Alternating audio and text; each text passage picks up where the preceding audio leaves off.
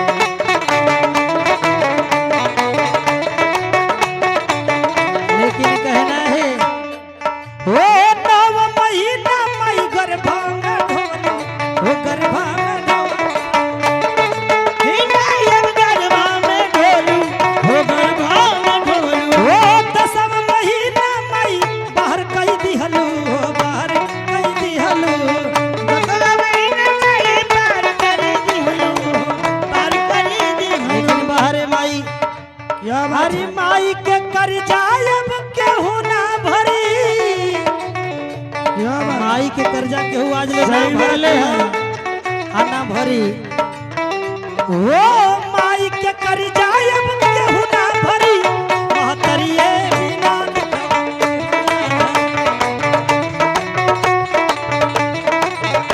महतरिए बिना दुखवा केहू ना हरी।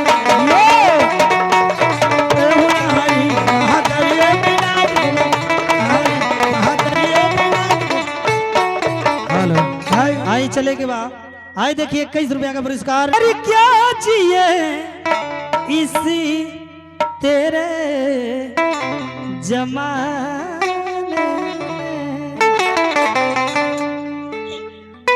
क्या बात है, क्या बात है।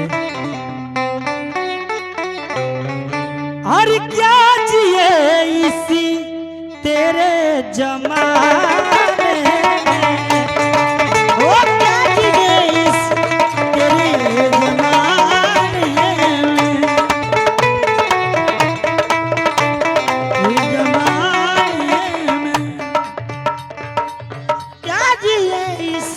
तेरी जमाने। लेकिन है देखिए हरी क्या जिया इस तेरे जमाने में। हो क्या जिया इस तेरी जमाने में। हरी क्या जिया इस तेरे जमाने में। का हर दर्द मिलता और दर्द मिलता है दवा खाने में।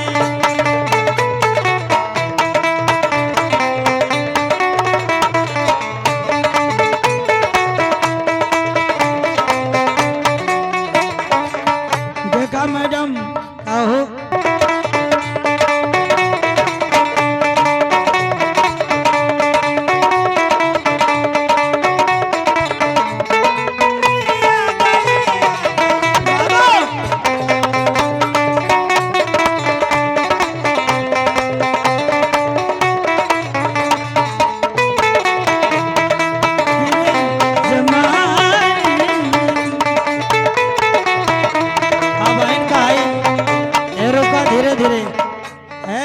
कम से कम 501 रुपया मिले के चाहिए घर मालकार की तरफ से। इस तेरे जमाने हो क्या जिए इस तेरे जमाने में।